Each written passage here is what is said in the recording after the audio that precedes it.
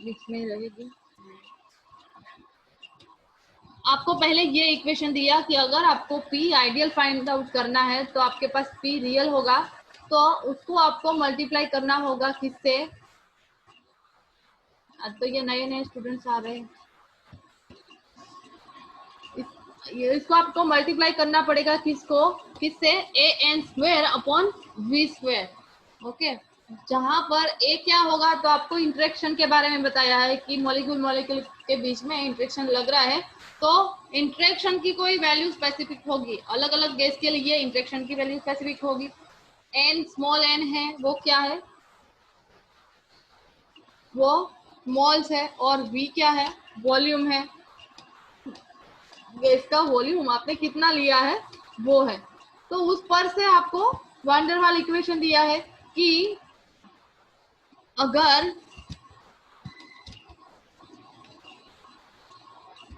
यहाँ से लास्ट से आपको थोड़ा बताते हैं, the repulsive force cause the molecule to behave as a small but impermeable sphere. The volume occupied by the molecule also becomes significant.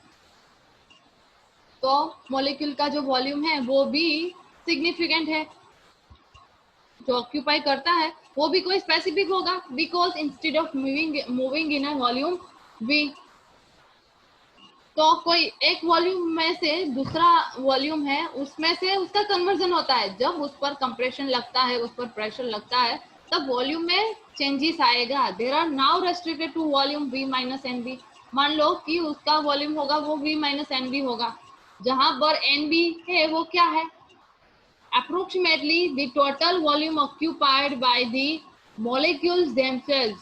NB है वो approximately molecules द्वारा total volume occupy करा है वो है। Here B is a constant, B है वो constant है, having taken into account the corrections for the pressures and volume। इसलिए ये आपको इक्वेशन दिया गया है कि आप कंप्रेस करते हो तो पहले उसका वॉल्यूम कोई और था, और आप जब कंप्रेस कर दिया उसके बाद का वॉल्यूम क्या है, तो इसके अकॉर्डिंग आपको ये इक्वेशन दिया है। v माइनस एन बी वाला टर्म एक एक्स्ट्रा आया है, is equal to NRT. NRT क्यों आया है, क्योंकि PV is equal to NRT है, आइडियल गैस की कंडीशन है। तो ये आइडियल गैस, ये हम कोई एक गैस जिस पर हम प्रेशर दे रहे हैं इसके लिए ये इक्वेशन है। ओके, और ये नाम दे दिया है वान डेर वाल इक्वेशन। बाद में कंप्रेसिबिलिटी फैक्टर, तो कंप्रेसिबिलिटी फैक्टर की वैल्यू, कंप्रेसिबिलिटी फैक्टर की जरूरत क्यों पड़ी, तो ऊपर से थोड़ा देखते हैं एक बार, बार बार मुझे कॉल मत करना लेक्चर के बीच में। Also at very low temperature intermolecular force become significant.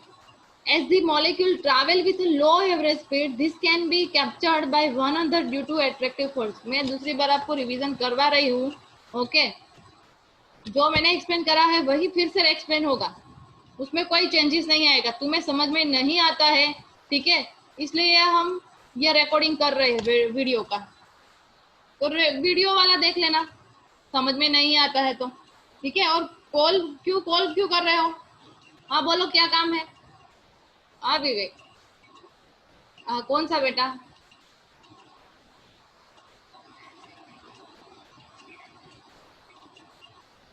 कैसे आया वो नहीं पता चला इक्वेशन वाला, तो बेटा एक काम करो, क्योंकि इसके पहले वाला लेक्चर है ना, कल वाला लेक्चर, उसमें मैंने रिकॉर्डिंग करा है। ओके, वो एक बार देख लेना, अगर नहीं समझ में आता है तो फिर से हम एक बार आपको समझा देंगे। Okay okay. At the molecule travel with low average speed, this can be captured by one another due to attractive force। कोई मॉलिक्यूल कोई लो एरो स्पीड से ट्रैवल करता है, तो दो मॉलिक्यूल के बीच में this can be captured by one another due to attractive force. और वो कैसे कैप्चर करा जाता है, एट्रैक्टिव फोर्स के अकॉर्डिंग उसको कैप्चर करा जाता है। Real gases shows the ideal behavior when condition of temperature and pressures are such that the intermolecular force, अब ये जब कंप्लीट हो जाता है 10-15 मिनट के बाद ये स्टूडेंट्स आते हैं भाई, 10-15 मिनट के बाद जो स्टूडेंट्स आए उसको मैं नहीं लूंगी नेक्स्ट टाइम, ध्यान रखना। अक्षर मन पड़े तब आओ, मन पड़े तब निकल जाओ। Real gauge shows the ideal behavior when condition of temperature and pressure are such that the intermolecular force are particularly negligible.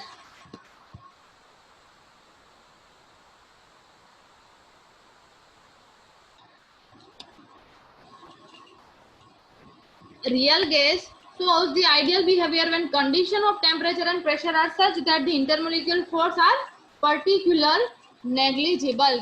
Real gauge है वो कब ideal gauge जैसा behavior कब वो शो करेगा तो जब टेम्परेचर और प्रेशर की कंडीशंस, प्रेशर और टेम्परेचर की कंडीशंस जिसमें इंटरमोलिकुलर फोर्सेस है वो निगलेक्ट करते हैं, नेग्लिजिबल्स होता है, और प्रेशर और टेम्परेचर की कंडीशन जो आइडियल गैस में हम अप्लाई करते हैं वही होगा, तब रियल गैस है उसका बिहेवियर आइडियल बिहेवियर जैसा होगा।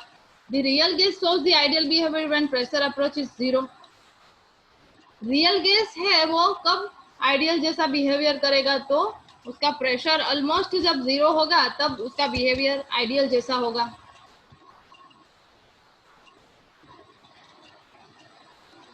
ट्रुपल तुम आ गए हो तो सुन लो, 15 मिनट के बाद नहीं आना है क्लास में, ठीक है? अक्षर और ट्रुपल, ये 15 मिनट हो गई है।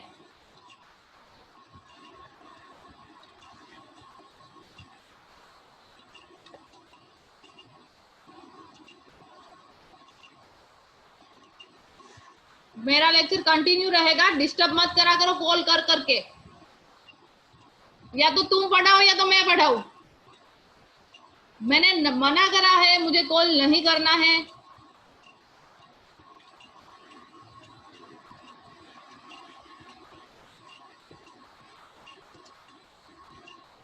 The deviation from the ideal behavior can be measured in terms of compressibility factor Z। अब डेविएशन होता है आइडियल बिहेवियर की कंपेयर में डेविएशन होगा तो वो कंप्रेसिबिलिटी फैक्टर Z से रिप्रेजेंट करा है। इसमें और क्या है, ये दूसरी बार रिवीजन हो रहा है और फिर भी आप कॉल करे जा रहे हो। इसमें है क्या इतना कि आपको समझ में नहीं आता है, कंप्रेसिबिलिटी फैक्टर नहीं समझ में आया, ये कंडीशन आपको दी है जो आपको एक्सेप्ट करनी है। कंडीशन जो दी है कंप्रेसिबिलिटी फैक्टर की, फॉर्मूला दी है, कहां से आई भाई नहीं पता कहां से आई, डायरेक्ट दे दी है तो डायरेक्ट आपको एक्सेप्ट करनी है, डायरेक्ट याद रखनी है। कंप्रेसिबिलिटी फैक्टर की वैल्यू फाइंड आउट करने को बोले तो आपके पास इतनी वैल्यू चाहिए पीवी अपॉन एनआरटी वाली। अगर वो वैल्यू नहीं है, 1 वैल्यू आती है तो वो क्यों आती है? आइडियल गैस है, Z इज इक्वल टू 1 दिया है तो ये ऑल टेम्परेचर एंड प्रेशर के लिए आपको PV is equal to NRT मिलेगा। अगर 1 है तो, लेस देन 1 है तो क्या होगा, ग्रेटर देन 1 है तो क्या होगा, तो सारी कंडीशन आपको एक्सप्लेन करी है और आप बोल रहे हो कि नहीं समझ में आता। इसका मतलब है ये रिकॉर्डेड वाला वीडियो है वो भी आप नहीं देखते।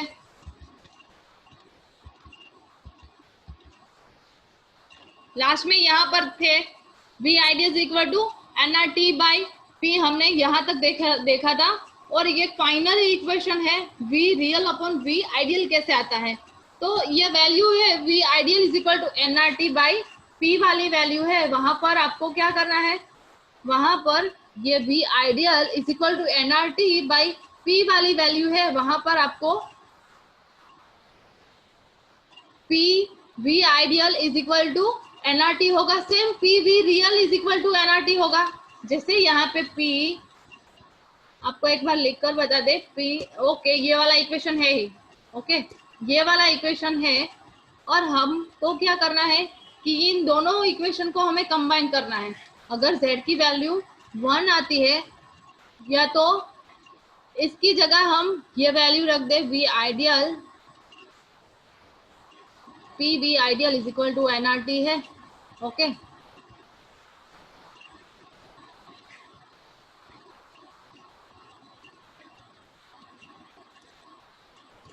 आपको ये इक्वेशन दिया है P V real upon NRT. अब V आइडियल आपको यहाँ पे दे दिया है, तो V आइडियल है इज इक्वल टू क्या है, एनआरटी बाई P है, तो एनआरटी बाई P वाली वैल्यू है, इसको इस इक्वेशन में रख दो, तो V real upon V ideal वाला इक्वेशन आपको मिल जाएगा, ओके। तो ये कंप्रेसिबिलिटी फैक्टर का पूरा आपको एक्सप्लेनेशन दिया है और जितना वो टेक्स्ट बुक में आया है वो सारा आपको एक्सप्लेन करा है।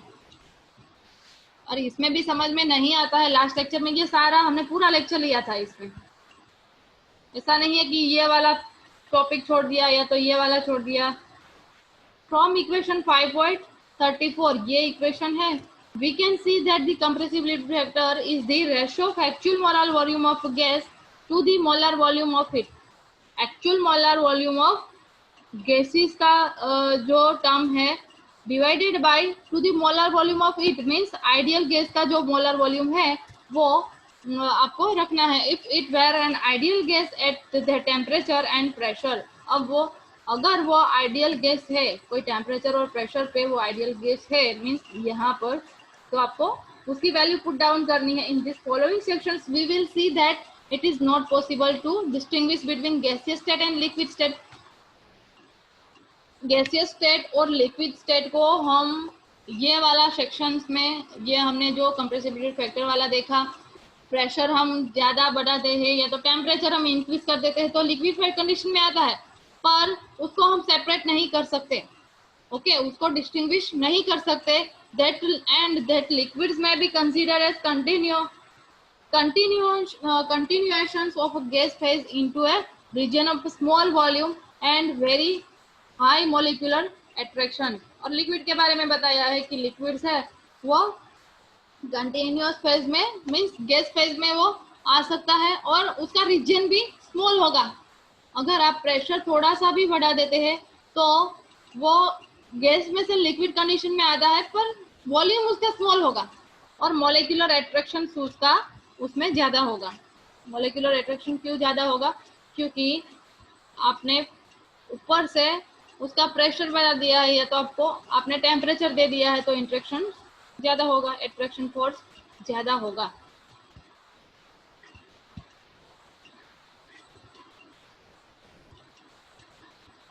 और 10th वाले स्टूडेंट्स इस क्लास में आ रहे हैं, देखो नहीं शर्म आती।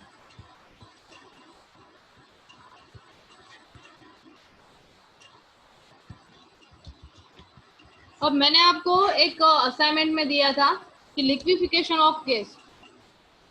ओके, तो लिक्विफिकेशन वाला टॉपिक है वो थोड़ा थोड़ा इसमें से क्वेश्चन आता है IIT JEE में।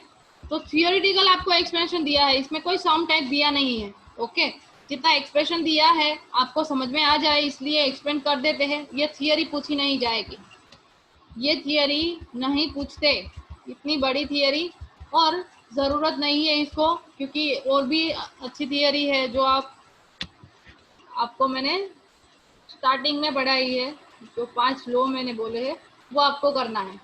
ओके, ये लिक्विफिकेशन ऑफ गैसेस है वो आपको ओनली समझना है और इसके रिलेटेड कोई सम आए तो वो करना है। यूट्यूब में थोड़ा देख लेना, इसके रिलेटेड सम पूछा गया है तो सोल्व आउट कर लेना। ये हम थोड़ा आपको एक्सप्लेन कर देते हैं। First, complete data on pressure, volume, temperature relations of a substance in both gaseous and liquid state was obtained by Thomas Andrews on carbon dioxide। Thomas Andrews है, उसने कार्बन डाइऑक्साइड पर से कार्बन डाइऑक्साइड को लेकर ये सारा data निकाला था। प्रेशर, वॉल्यूम और टेम्परेचर, वॉल्यूम है वो तो उसने फिक्स लिया होगा, पर प्रेशर और टेम्परेचर वो चेंज करता गया। बाद में वो किस स्टेट में आता है, गैसियस स्टेट में पहले था, लिक्विड में कब आएगा, लिक्विड में से फिर से गैसियस में कब आएगा, तो सारा उसने एक्सप्लेनेशन दिया है। He plotted isotherm of carbon dioxide at various temperature, अलग अलग टेम्परेचर लिया, कार्बन डाइऑक्साइड को अलग अलग टेम्परेचर पर रखा और बाद में उसका आइसोथर्म उसने ड्रॉ करा। अब आइसोथर्म्स क्या है वो आपको पता है, जो हम ग्राफ में स्ट्रेट लाइन बताते हैं वो आइसोथर्म है। Later on it was found that real gas behave in the same manner as carbon dioxide। अब लास्ट में उसने देखा कि रियल गैस का बिहेवियर है वो कार्बन डाइऑक्साइड जैसे सेम उसका बिहेवियर, जैसे कार्बन डाइऑक्साइड बिहेव करता है सेम ऐसा ही होगा। Andrews noticed that at high temperature isotherms look like that of an ideal gas। Temperature जब हम जब वो ज्यादा देता है तब आइसोथर्म्स जो उसको दिखने को मिलता है वो कैसा होगा, आइडियल गैस बिहेव करता है, आइडियल गैस का आइसोथर्म है सेम वैसा ही मिलेगा। And the gas can not be liquefied even at very high pressure. Gas है वो लिक्विफाइड कंडीशन में नहीं आता, अगर हम उसको प्रेशर ज्यादा भी दे देते हैं तो भी वो लिक्विड कंडीशन में नहीं आता है। ये एंड्रयूज ने स्टडी करा है, पर धीरे धीरे आप देखते जाओ कि प्रेशर अगर वो इंक्रीज भी करता है तो लिक्विड कंडीशन में आता है, ठीक है। पर one by one small portion में वो प्रेशर इंक्रीज करता है कि डिक्रीज करता है, वो सारा उसने बताया है। As the temperature is lowered, temperature जब कम होगा, shape of the curve change and data shows the considerable deviation from the ideal behaviour. Temperature जब कम होता है, अब आपने ये स्पेक्ट्रा नहीं देखा, ग्राफ नहीं देखा, तो देख लो अलग अलग टेम्परेचर पर कार्बन डाइऑक्साइड गैस लिया है और अलग अलग टेम्परेचर पर ये सारा उसने स्टडी करा है। मान लो कि ये कार्बन डाइऑक्साइड है, उसको पहले 50 डिग्री पर रखा तो उसका कर्व हमें इस तरह से देखने को मिला, ये कर्व फॉर्म में है, नीचे नेगेटिव डेविएशन वो शो कर रहा है। और उसने टेम्परेचर डिक्रीज कर दिया 31.1, तो आइसोथर्म उसको, ये ग्रीन लाइन आप देख रहे हो इस तरह से, ये लाइन उसको मिली आइसोथर्म, इस तरह से उसको मिला। अब ब्लू लाइन आप देख रहे हो, ब्लू लाइन है उसका टेम्परेचर 30.98 है, तो उसका आइसोथर्म आप देख सकते हो, पहले वो नेगेटिव डेविएशन में गया और देन थोड़ा वो पॉजिटिव में जाकर बाद में वो स्ट्रेट हो गया।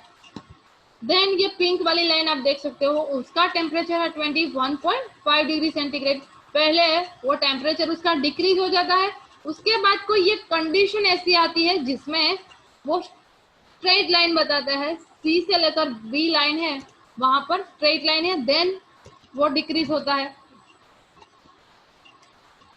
लास्ट में ये स्काई ब्लू वाली लाइन आप देख रहे हो, उसका टेम्परेचर 13.1 डिग्री सेंटीग्रेड है, कार्बन डाइऑक्साइड का टेम्परेचर रखा है, और आइसोथर्म आप देख रहे हो कि यहाँ से लेकर यहाँ तक स्ट्रेट लाइन मिल रही है, बाद में वो डिक्रीज फॉर्म में दिखाई दे रही है। तो प्रेशर और वॉल्यूम में चेंजेस और टेम्परेचर में चेंजेस, ये तीनों चेंजेस फॉर्म में आपको ये ग्राफ बताया है, तो थोड़ा ध्यान से देखना।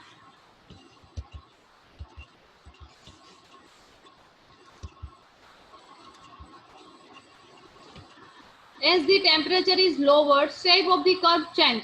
टेम्परेचर जैसे कम होता है तो कर्व का शेप है वो चेंज होता है। तो देखते हैं टेम्परेचर जैसे जैसे कम होता गया तो कर्व है उसका शेप है वो चेंज होता जा रहा है, यह सबको हो रहा है। आप देख रहे हो कि पहले 50 डिग्री था तो नेगेटिव डेविएशन में कर्व था, धीरे धीरे वो स्ट्रेट लाइन में आ रहा है और धीरे धीरे वो उसका बिहेवियर हमें चेंज देखने को मिलता है आइसोथर्म में।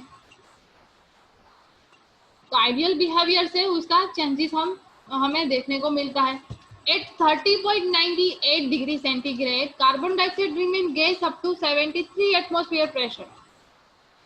30.98 डिग्री सेंटीग्रेड। अब आपको ओके, ये ब्लू वाली लाइन आप देखो, उसमें टेम्परेचर उसका कितना है 30.98 डिग्री सेंटीग्रेड कार्बन डाइऑक्साइड का उसने टेम्परेचर रखा है, और उस टेम्परेचर पे उसका प्रेशर कितना है 73 एटमॉस्फेयर प्रेशर है इस प्रेशर पे, और ये वाला टेम्परेचर है, और वहां पर कोई एक नाम दे दिया होगा कि ये पॉइंट है, ये कौन सा पॉइंट है। At 30.98 degree centigrade carbon dioxide remain gas, carbon dioxide है वो गैसियस कंडीशन में रहता है। 30.98 डिग्री सेंटीग्रेड कार्बन डाइऑक्साइड का टेम्परेचर रखो और एटमॉस्फेरिक प्रेशर आप 73 एटमॉस्फेरिक रखोगे तो वो गैसियस कंडीशन में रहता है। At 73 atmosphere pressure liquid carbon dioxide appear for the first. अब आपने प्रेशर थोड़ा उसका डिक्रीज करा, पहले 73 था उसके बाद आपने 72 करा, 73 atmosphere pressure liquid carbon dioxide appear for the first time. Okay, वही पॉइंट दिया है 73 में से 72 नहीं कराया पर 73 ही रखा है। कि temperature 30.98 degree centigrade is called critical temperature. अब ये जो टेम्परेचर है वो टेम्परेचर उसको बोल दिया है ये क्रिटिकल टेम्परेचर है। 73 केल्विन टेम्परेचर और 73 एटमॉस्फेरिक प्रेशर और 30.98 डिग्री सेंटीग्रेड में पहले आपको बोला गया कि कार्बन डाइऑक्साइड है वो गैसियस फॉर्म में रहता है, पर नेक्स्ट आपको वो बताया है कि लिक्विड कार्बन डाइऑक्साइड आपको देखने को मिलता है। तो इसका मतलब ये है कि फ्यू सेकंड के बाद गैसियस पार्टिकल्स है मे बी वो लिक्विड कंडीशन में आ सकता है, क्योंकि प्रेशर और टेम्परेचर कांस्टेंट उसको दिया गया है 73 और 30.98 डिग्री सेंटीग्रेड, ये दोनों एक साथ में दिया गया है, तो वो लिक्विड कंडीशन में आता होगा। क्योंकि हमें तो पता नहीं है कि भाई ये क्यों आया है, उसने बताया है और हम आपको एक्सप्लेन कर रहे हैं।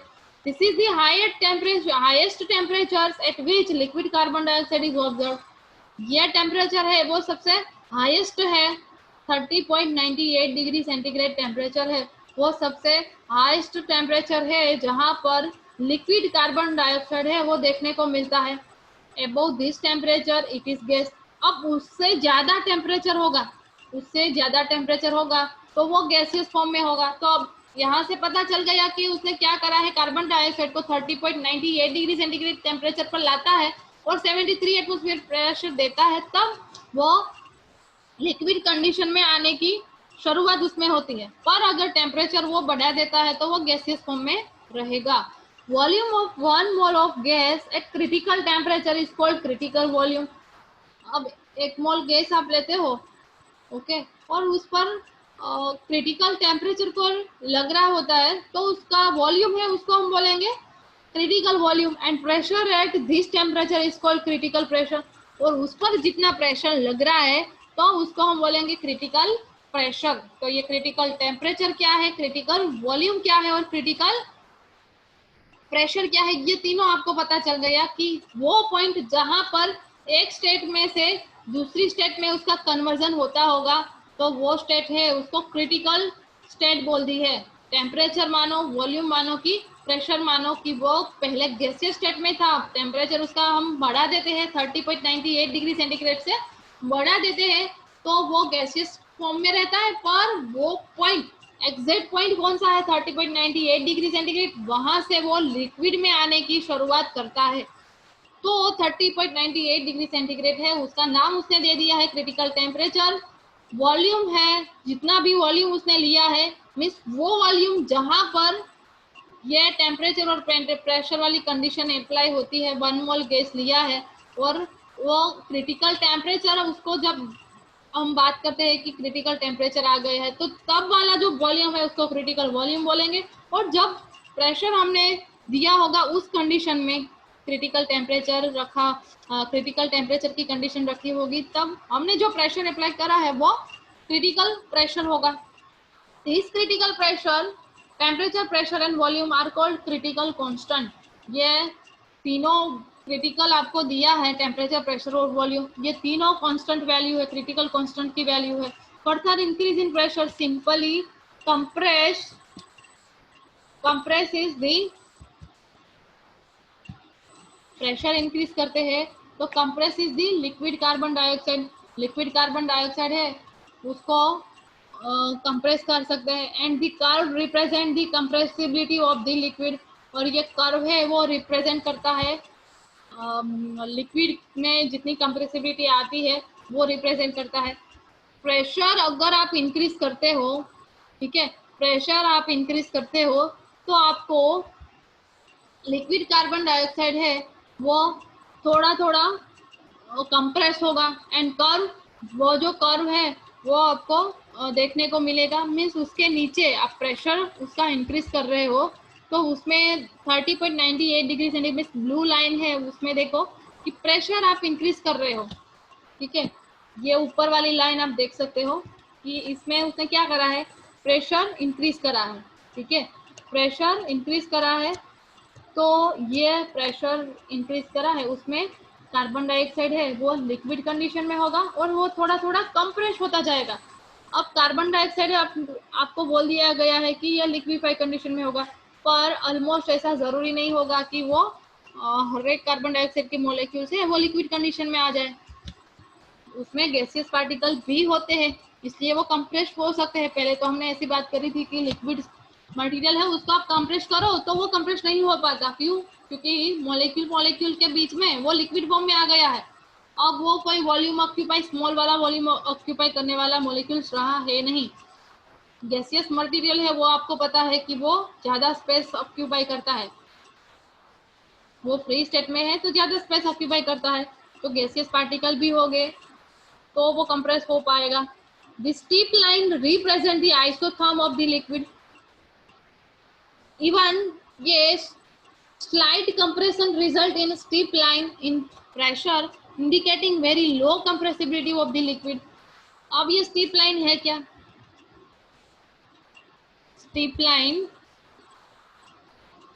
okay, means जो डेविएशन आप देख रहे हो, ठीक है, ये वाली लाइन है, ये स्टीप लाइन है। यहाँ से आप देख रहे हो स्टीप मीन्स थोड़ा चेंजेस आता है, यहाँ से लेकर यहाँ तक, यहाँ से लेकर ये स्ट्रेट लाइन आप देख रहे हो, तो यह स्टीप लाइन हो सकती है। देखते हैं। Steep line represent the isotherm of the liquid, even a slight compression result in steep rise in pressure, indicating very low compressibility of the liquid. Slightly आपने कंप्रेस करा है तो उसका रिजल्ट स्टीप लाइन में हमें देखने को मिलता है। Steep rise in pressure, steep में प्रेशर है, स्टीप लाइन है उसमें प्रेशर है, वो इंडिकेट करता है very low compressibility of the liquid. Means liquid को कंप्रेशन कम मिल रहा होगा। Below 30.98 degree centigrade the behaviour of the gas on compressor is quite different. अगर टेम्परेचर उसका कम कर दिया जाए, 30.98 डिग्री सेंटीग्रेड टेम्परेचर लिया है, उससे कम कर दिया जाए तो कंप्रेशन है, कंप्रेशन में हमें जो चेंजेस मिलता है, बिहेवियर है, उसमें थोड़ा डिफरेंट होगा। सेकेंड आपको बताया है at 21.5 degree centigrade carbon dioxide remain as a gas only up to point B. 21.5 जैसे हमने 30.98 डिग्री सेंटीग्रेड में देखा था, सेम यहाँ पे 21.5 डिग्री सेंटीग्रेड पर वाला जो आइसोथर्म है उसमें पॉइंट बी दिखाया गया है, जिसमें आप देख रहे हो कि ये पिंक लाइन है 21.5 डिग्री सेंटीग्रेड वाली। कार्बन डाइऑक्साइड को 21.5 डिग्री सेंटीग्रेड पर रखा है, तो बी पॉइंट है वहां पर कोई स्पेसिफिक आपको बताया है कि उसमें carbon dioxide remain as a gas only up to point B. Point B तक कार्बन डाइऑक्साइड है वो गैसियस फॉर्म में रहता है, पर पॉइंट बी है वहां से liquid of A particle particular volume appears. Liquid particles है वो पॉइंट बी से जब थोड़ा प्रेशर बढ़ाते जाएंगे तो वो लिक्विड कंडीशन में आता जाएगा। Further compression does not change the pressure.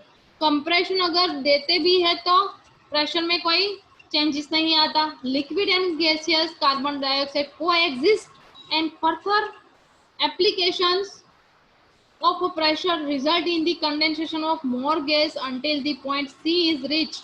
अब point C के बारे में आपको बताया है कि धीरे धीरे प्रेशर इंक्रीज, धीरे धीरे प्रेशर है वो चेंजेस होता जा रहा है। पॉइंट बी आपने देखा, और बी के बाद क्या बोला है कि compressor does not change the pressure. Compression दिया जा रहा है पर प्रेशर में उससे कोई चेंजेस नहीं आ रहा है, तो वो स्ट्रेट लाइन दे दी गई है। ओके, ये बीच वाली लाइन है, बी से लेकर सी तक की लाइन है, वो आपको स्ट्रेट लाइन दी है। Liquid and gases carbon dioxide को एग्जिस्ट, वो कर्व आपको बताया है बीच में ये राउंड वाला जिसमें स्ट्रेट लाइन मिल रही है पिंक वाली लाइन, तो उसमें गैसियस और लिक्विड पार्टिकल है वो दोनों स्टेबल फॉर्म में है। को एग्जिस्ट कोई मीन्स इसका मतलब क्या है, दोनों स्टेबल फॉर्म में दिया है, आपको स्टेबिलाइज कंडीशन में दे दिया है, उसमें कोई चेंजेस नहीं आता। जब कंप्रेशन आप बढ़ा भी देते हो, मीन्स प्रेशर आप दे रहे हो, तो प्रेशर में भी चेंजेस नहीं आएगा, प्रेशर चेंज नहीं हो रहा है। Liquid and gaseous carbon dioxide coexist and further application of pressure result in the condensation of more gas until the point C. अब पॉइंट सी आया तो वहां से गैसियस मटेरियल है वो लिक्विड कंडीशन में है, तो उसमें से गैसियस में आने की ट्राई करेगा. All the gas has been condensed and further application of pressure merely compresses the liquid as shown by steep line.